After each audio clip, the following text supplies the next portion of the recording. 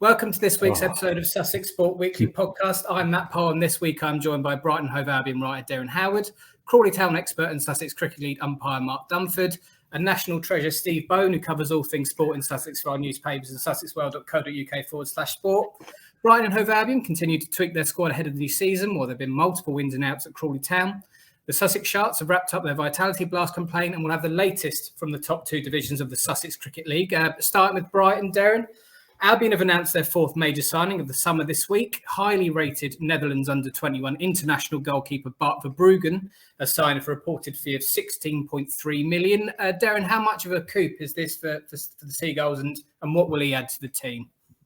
Yeah, he looks a very good signing, Matt.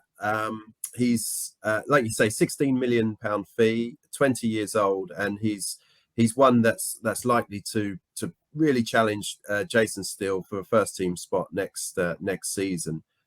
He's not seen as one for the future. He's one for the here and now. And he looks impressive. Played very well for Anderlecht last season. Broke through to the first team on Boxing Day last season and was an ever present from there on in.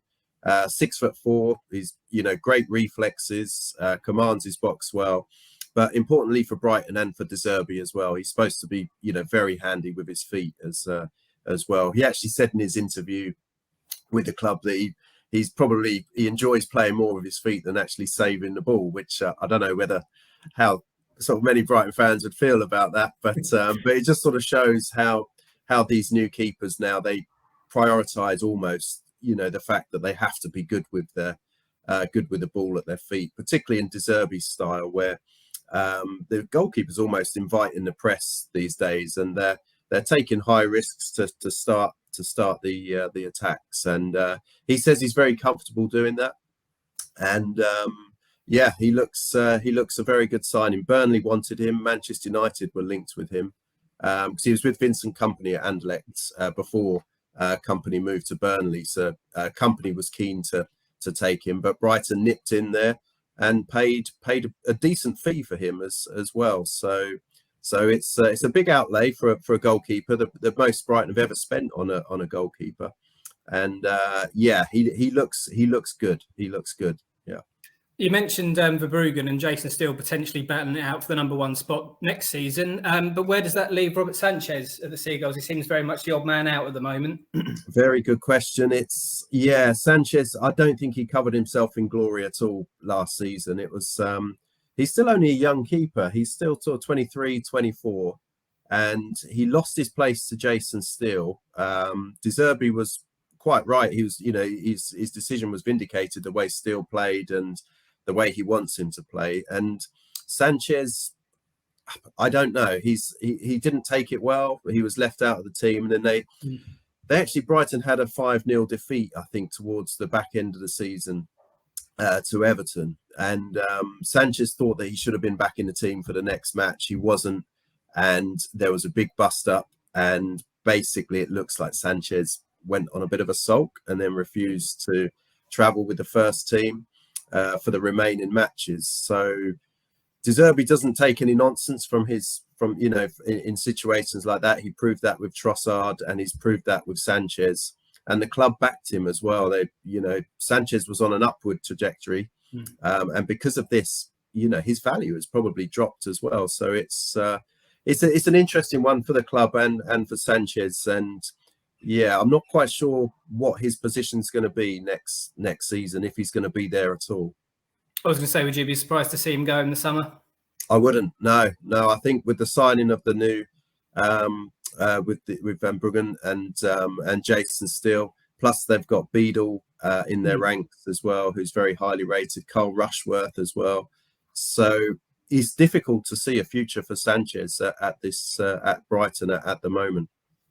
Well, in further good news for Albion, defender Joel Veltman has signed a new 2-year contract, which will take him around to June 2025. How big of a boost is that to Brighton's backline, Derren? I'm looking at the stats, and he's made 106 appearances for the club since he joined Albion from Ajax in 2020. It seems like he's quite slowly but surely and quietly become a vital cog in the Albion team. Yeah, he's been one of the best signings Albion have made since their return to the Premier League. Brilliant signing.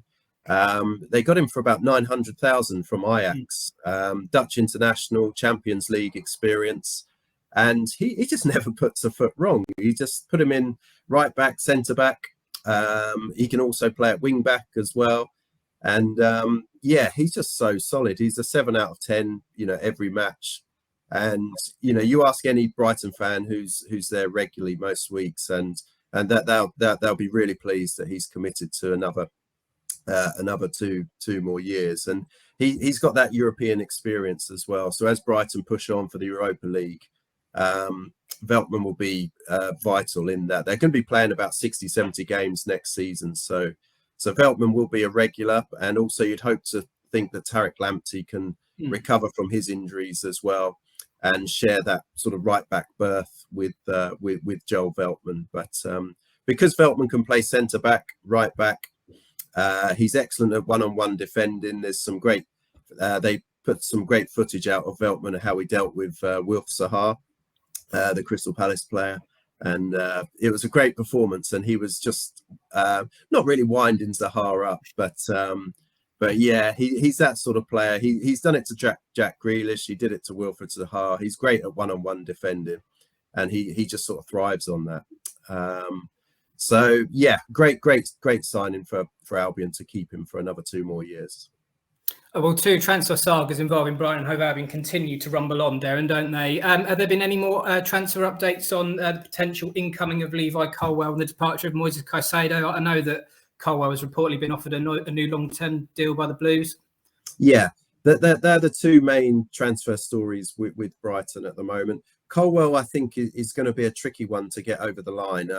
Brighton really want him. De Zerbi's said he wants to work with him for another 4 more years when he was there last season. He really sees the potential in him. He's a left-sided centre-back, so he adds balance to that side of the defence, to the defence as well.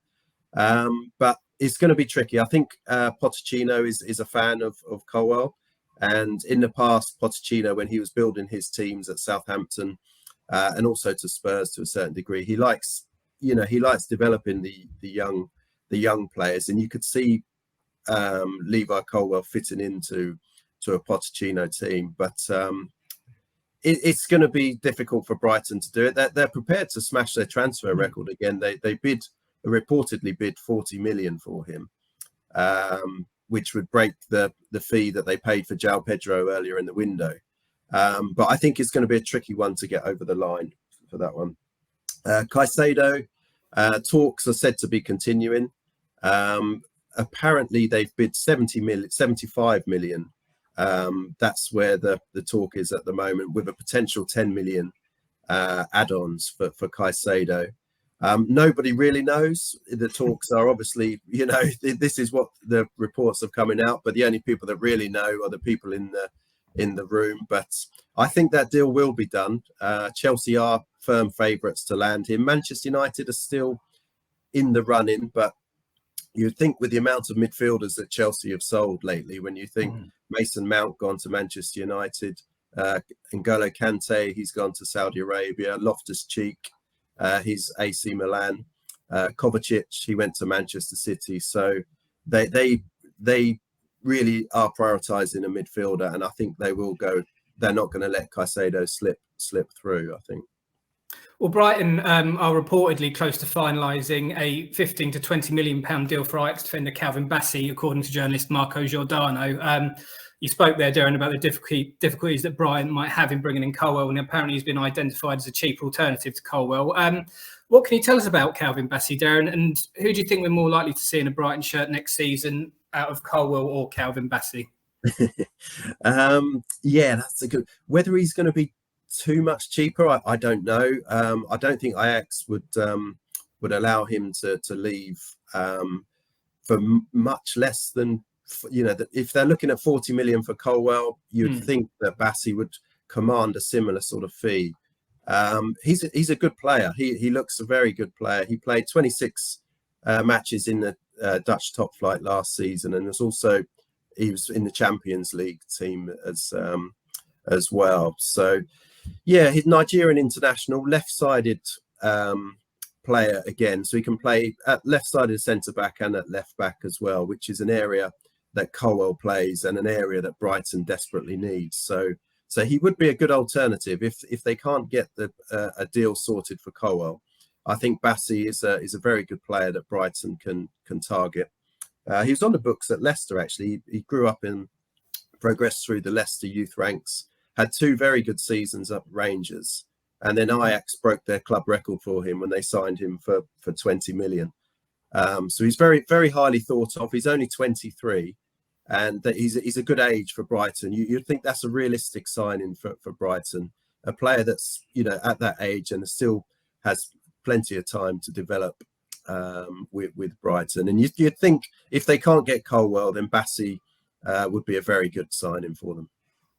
Meanwhile, also on the transfer front, there have been ins and outs galore at Crawley Town. Starting with the incomings, the Reds announced the triple capture of defender Joy McKenna, winger Harry Forster and striker Danilo Orsi from St Albans, Bromley and Grimsby, respectively, in the past week.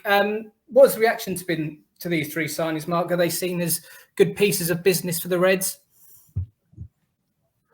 Yeah, I think so, actually. Looking at it, a lot of the reaction was very positive from Crawley fans and from the respective fans from where these players have come from.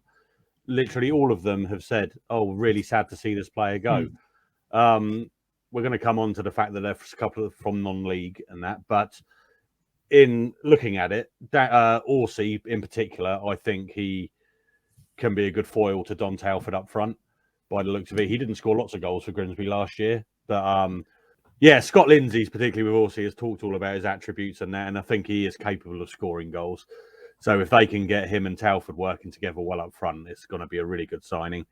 Forster looks particularly exciting. If you look at a few of his YouTube clips of goals and assists for Bromley, it looks impressive and he could be exciting. And again, Lindsay has said that he's the kind of player that will get the fans out of their seats as he gets the ball and runs at the opposition.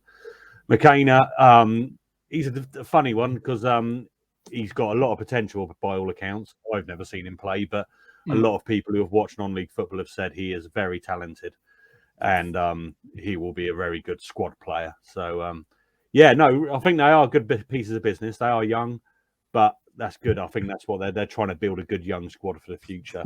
And hopefully they will be good enough to help keep Crawley in League Two this year. Well, you mentioned the non-league aspect there, Mark. As we've said, McKenna and Forster have both come from non-league, while new midfielder Liam Kelly has been brought in from a National League club, although he was playing for Rochdale in League Two last season, albeit they got relegated. As a Crawley fan, would you be concerned the fact that they're looking at non-league clubs for players, or do you think it's a good talent mine for them to look at? I think it is a good talent mine. I really do. I still think if I was a Crawley fan, I'd be thinking, where's the experience? Where's that League Two know-how that's going to help us stay up this year or even push for playoffs? I think that might be a bit of a pipe dream, but Scott Lindsay will certainly be looking at that end of the table. Yeah, you just say, I think Liam Kelly has that, Orsi has that, but yes, the other two, Forster and McKenna, don't have that. I mean, the step up between National League and League Two, standard-wise, I don't think is huge, but it's the change of mindset and the professionalism that comes with stepping up into League Two that some players might struggle with. So it's going to be interesting how they get on. But I mean, Crawley fans, they can be concerned about the most ridiculous things. So there are a few naysayers saying, "Oh, it's National League; they're not going to be able to step up. Where's our experience?" But there are also the level-headed ones, should I say, who are saying, actually, these are players who could be good for us in the future and good in helping us build a squad. Of the 3 players that have come in, McKenna, Forster, and Orsi, Mark, we like to see Orsi start probably the most games out of the 3. Yeah, I think so. Live reporting. Stuart Broad has just got a wicket, everybody. Oh, lovely. This is very exciting. I'm not editing this bit out because it's exciting, as we are a sports podcast. Yeah, so I don't know who's gone. Who's gone? That's the big question. I don't actually know. No, Warner, I think. Yeah, Warner. He's got Warner again. Stuart Broad caught in the slips. Lovely stuff. Anyway, so starting, I think Orsi, definitely. And I think Forster, he will be a starter. I mean, Bromley had a really good few years, haven't they? In Yes. National League, they've won the FA Trophy, and they've been in and around the playoffs for the last couple of years. Obviously, in the last couple of years, you've had Wrexham, Notts County, Stockport, all walking National League and that. So it's a tough division to get out of. But he has been one of the shining lights, and I've seen a few Bromley fans saying that is you've got a good in there kind of thing. So I think, and yeah, Scott Lindsay did talk very highly of him. So I think he will be one that looks, and it with Remy Ote, that still hasn't been resolved. He's out of contract now, but there's no news on whether Crawley are still negotiating with him or not. I think because he did play on the wing a lot towards the end under Scott Lindsay, Remy Ote. So I think he is a like-for-like replacement for him and actually could be more effective, even though Ote was one of the better players under Lindsay in the second half of the season. Joy McKenna, he's got a tougher job getting in there because he's probably fourth in line in centre-backs because you've got Joel Lynch, Dion Conroy and Harry Ransom, who was Young Player of the Year last year, had a breakthrough season. So, but again, St Albans fans, they've all been singing his praises on social media and that and saying, yeah, you've got a good in there. So, yeah, good signings for them. But as you're going to come on to, good signings always come with something else. Yeah, never easy for Crawley, is it? Again, in a move that, again, no one saw coming. Last season's Player of the Year, Jack Powers, left the Reds after 4 years to join League Two rivals Crewe. It was kind of in a similar vein to James Tilley's departure to Wimbledon, wouldn't you say, Mark? Not many people saw it coming, and I'm assuming the general fan reaction has not been brilliant. Why do you think they've allowed him to go as well to what is essentially a direct competitor as well? Yeah, it's a good point because Crewe will be one of those teams in and around mid-table, I would have thought, next year. It on paper, it does look strange, Jack. Your player of the season, a player capable of magic moments like he did against Swindon, scoring from 40 yards out, delivering a really good corner in that, the free kick, set pieces. But again, a lot of the fans are worried about the experience and the lack of it now with him going and with Tilley going, etc.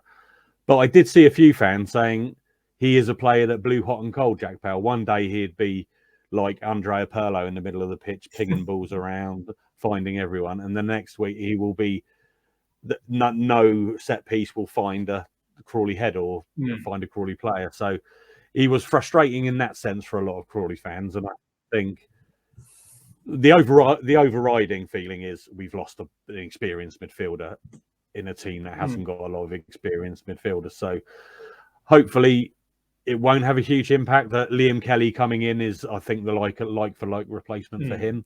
So you can see what Scott Lindsay's doing. Part of me just thinks as well, Scott Lindsay wants his own team, or Wagme slashed Scott Lindsay want their own team, because obviously there's a few players that are going to be in next year's squad who Scott Lindsay didn't sign, but Wagme did. But if you look at the pattern, Tilley, Powell, Tony Craig, George Frankham, Tom Nichols, Glenn Morris, they're all players that John Yem signed. So I think they're trying to get a clean slate. We want our own squad now. And I think that's where they're going. Well, touching on that theme, Crawley have also bid farewell to Kwesi Appiah and Brandon Mason. As you mentioned there, Mark, they're both either John Yems or Wagner United players, so it wasn't really a big shock to you that they've both left. No, Kwesi, it was the biggest shock was how long it took to announce Kwesi Appiah was leaving. Because he went on loan to Colchester and then he got injured. So hasn't played for Crawley for more than half a season. So it was no surprise he went. It was just surprising how long it took. Brandon Mason was a bit of a surprise because he only signed last year. He was the player Wagme signed after the fans saying what kind of player they wanted to sign. They had the fan vote. So it's a bit of a surprise to see him go. He didn't feature much last year. And obviously he doesn't fit in Scott Lindsay's plans. So that's why he's gone. But yeah, no big surprises. And I'm sure there'll be more to come because you've still got the likes of Jake Hesenthaler there who hadn't featured. But he was involved they had a big boxing... They went to a boxing club in Crawley the other day to have a big thing, and Jake Hesenthaler was pictured there training with the rest of the lads and that. So who knows? Maybe there has been a change of thought with Hesenthaler, and he might be one of the ones that breaks the mould in being a Yem signing and carries on with Scott Lindsay. Do you think there's a minute chance that Hesenthaler might stay, considering they let go of Jack Powell? I'd be surprised if he stays, but you never know. Like I say, he looked quite happy in that boxing video the other day. So it might be that, he's impressed Scott Lindsay and he's committed and shown that he's worked hard and he has the quality.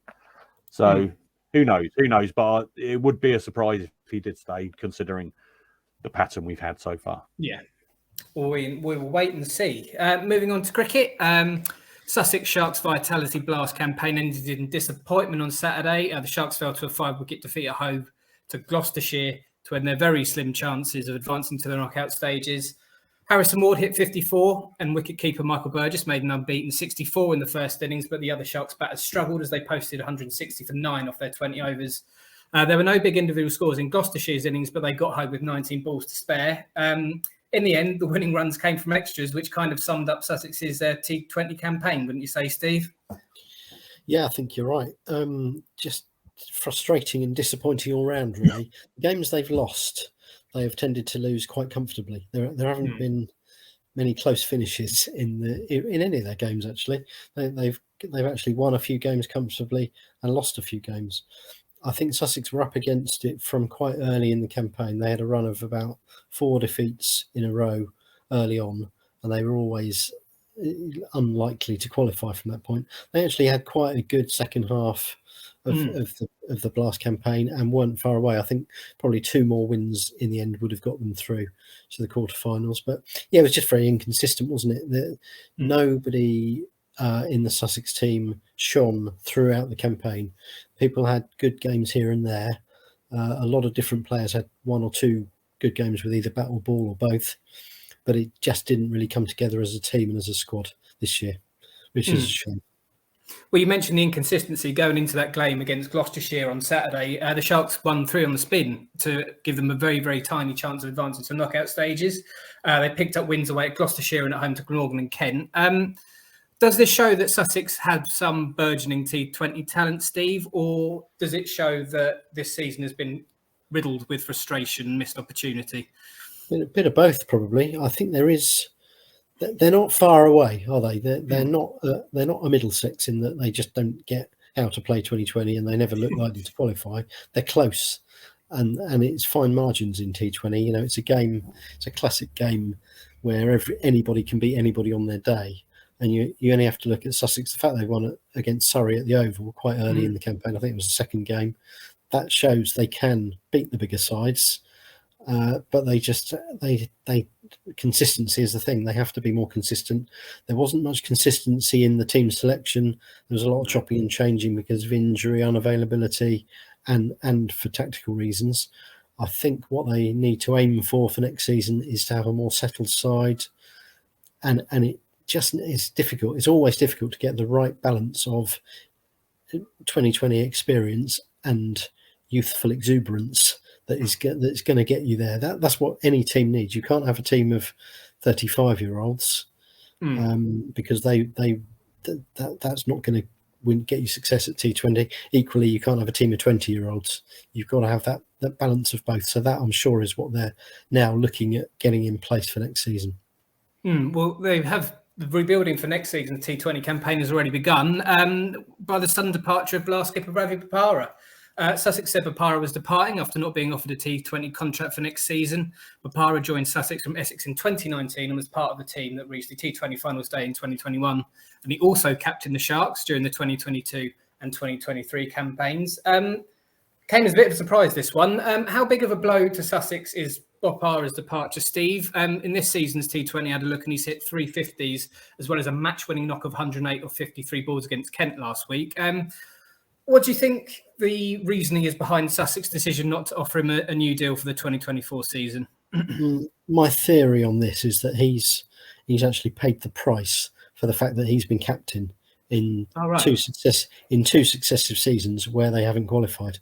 I think if he had just been a player, they'd be offering him another year, because I think as a player, particularly as a batsman, he's done enough to show he can win games and he can change games, and I don't think they'd be getting rid of him. But I think the fact that he has now captained the side to 2 failures in the South Group, they haven't got out of the South Group, whereas under Luke Wright before him, they usually got out of the group and at least got to the quarterfinals. So I just think that may be the reason behind it. Maybe I don't even know if they might have discussed with him whether he would want to stay on but not be captain. Don't know. I'm guessing. But I think that's why he's paid the price. I think other counties will be looking at him in that he's probably still got another year or two of good 2020 action in him. So don't be surprised to see him get snapped up quite quickly. You would hope that Sussex have got a replacement in mind, or at least a sort of overall squad picture in mind, because I do think you need, as I sort of alluded to, I do think you need a Bopara type in your batting, someone who can go big and has played 2020 cricket around the world. And I also think you need, and they have still got, I think you need a Mills type in your bowling. Again, someone with experience, someone who can bowl at the death when the pressure's on. Hopefully Mills isn't going anywhere and he'll still be here next season. But you wonder how they'll replace Bopara. It won't be easy to replace. And they have found in recent years other players have left and they have struggled to replace them. Luke Wright, Chris Jordan, Phil Salt, Laurie Evans. There's a lot of good players that have gone from that team.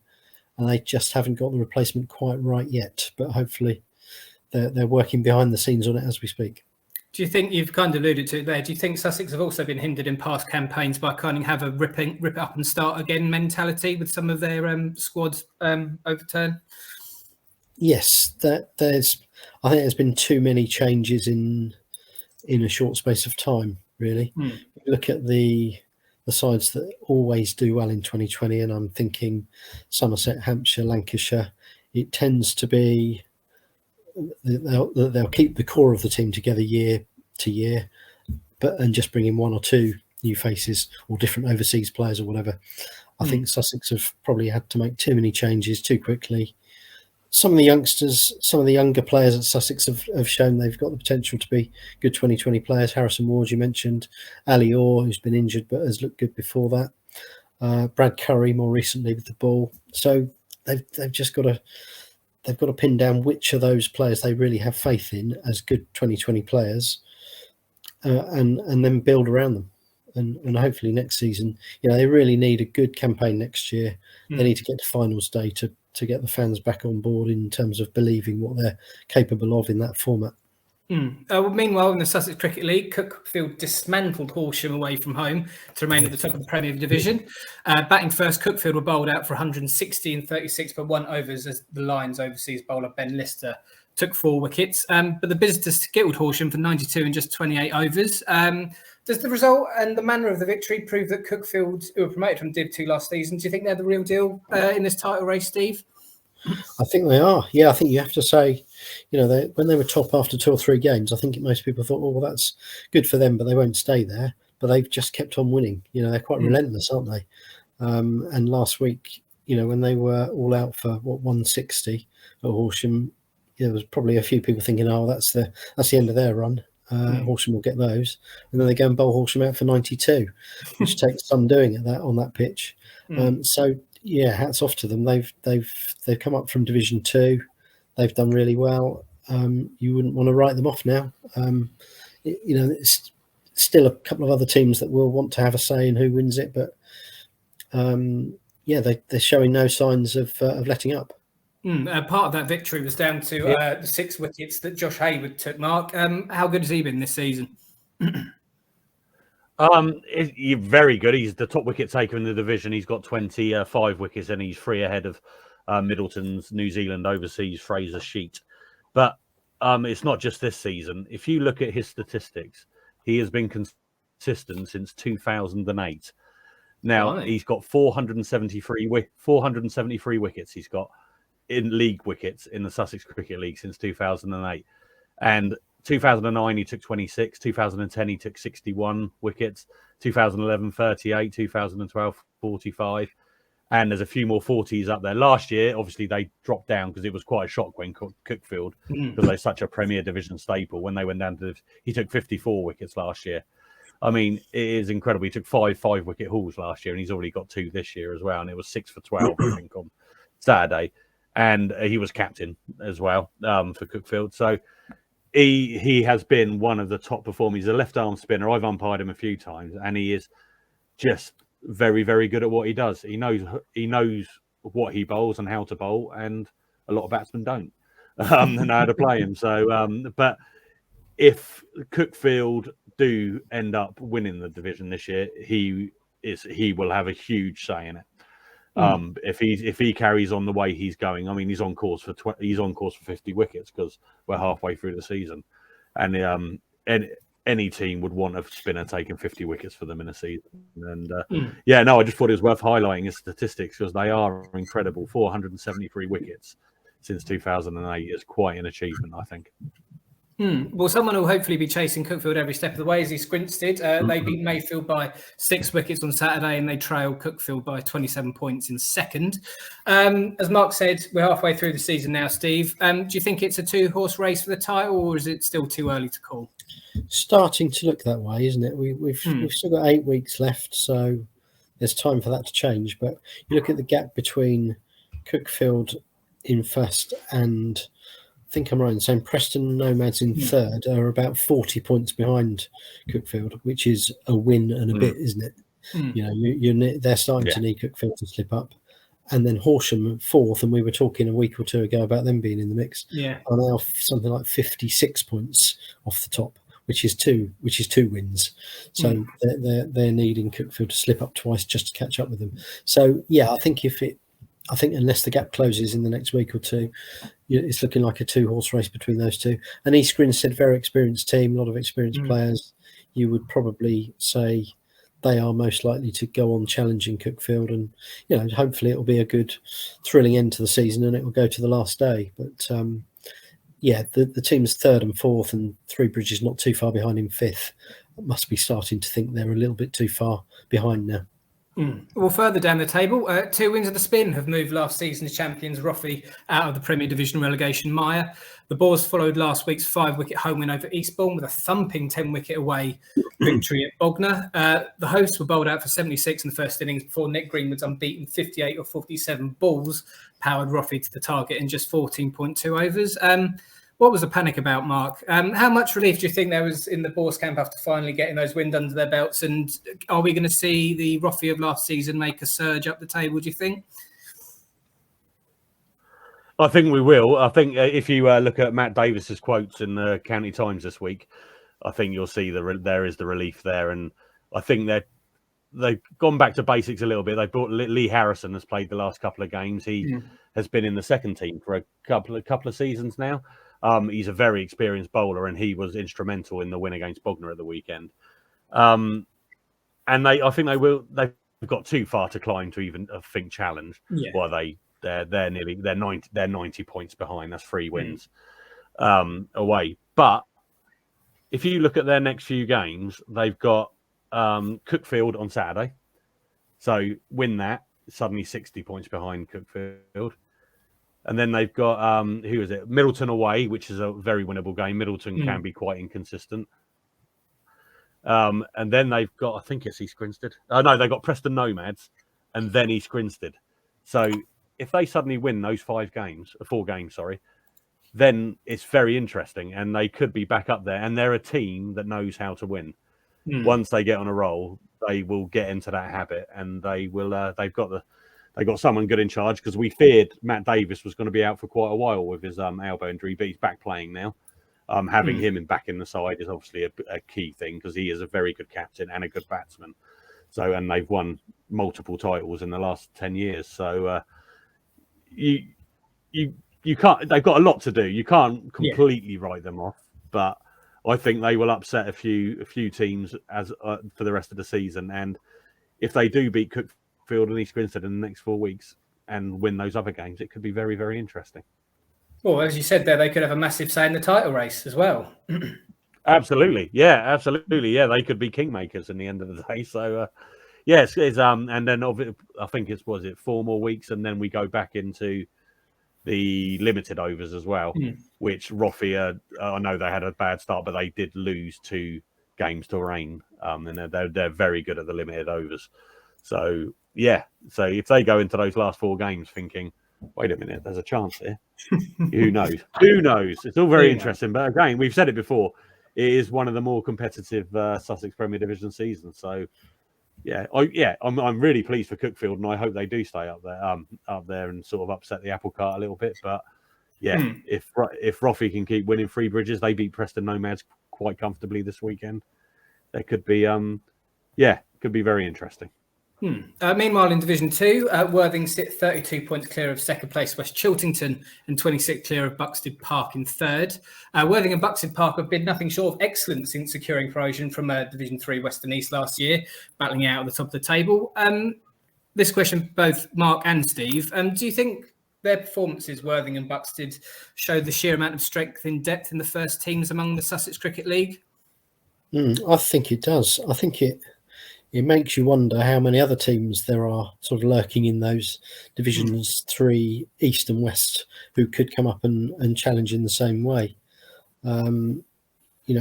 People probably thought that the gap between Division 2 and the two Division 3s was quite big. But actually, I think there's teams now showing that it's possible to make that leap. Because I think I'm right in saying that both Worthing and Buxted Park are largely playing this season with the players that got them up. They haven't made massive changes to the team. Mark might be able to correct me on that if I'm wrong in Worthing's case. The only ones, Buxted Park have got Will Sheffield this year. Yeah. But it is his own home club. It's not like they poached him from anyone. No. It's his home club. Worthing have been using Mason Crane on occasions as well. Yes, which obviously helps. They've strengthened with individuals, but I think it shows the competitiveness of the whole top section of the league. Really, it's good for if teams can come up from Division 3 and challenge at the top of Div 2, great. And as we've said before, some of those who have gone down from the Premier to Div 2 are now struggling in Div 2. So yes, maybe even the gap between the Premier and the Division 3s isn't as big as people might have thought. But means that no team is safe. No team can rest on their laurels in the Premier League and think that if they go down, they'll bounce straight back up. And that's got to be good for the game as a whole, I think. I was going to say, does Brighton and Hove, after being relegated from the Premier Division, being bottom of Division 2, also highlight the competitiveness and the small gap between each of the top three divisions? Yeah, I think so. Because Brighton and Hove, they didn't lose. Their team hasn't changed wholesale since they got relegated, and they are really struggling. And I think they've been a team that have just been lucky in the last few years that there's been two worse teams than them in the Premier Division. And once they went down, unfortunately, I think it was always going to be a real struggle for them to get back up because of the competitive nature, as you say. But if you look at some of the individuals that are playing in Div 2 and even the Div 3s, you've got Hal Jones of Stenning, scores hundreds for fun in Div 3. Mike Norris is now playing for Ifield in Div 3 West. He's scored hundreds in the Premier Division for Roffey. And I mean, when I umpired Worthing earlier in the season, I was so impressed with the players they've got. You've got Harry Dunn, spinner. He took 6 wickets at the weekend, I think, and I think he's taken 3 5-wicket hauls in consecutive games now. Giorgio Regali is a really good player, opening bowler for Worthing. And like I said, Will Sheffield playing for Buxted Park, Jordan Shaw playing for Crowhurst Park. These are all players that could play in the Premier Division, but they're playing down, and that makes that standard even higher in those lower divisions, and test those players who probably think, I'm not a Premier Division player. That might make them think, if I can play against these guys, then maybe I can make the step up as well. So really good, and it's really good for the Sussex Cricket League.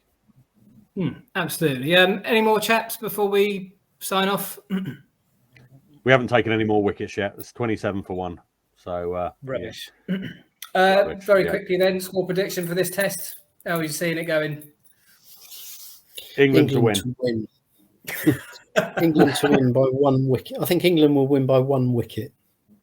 Will it be a controversial wicket, Steve, or will it be? No. There was no controversy in the last test, was there? Exactly. Well said. That was a test, and you passed.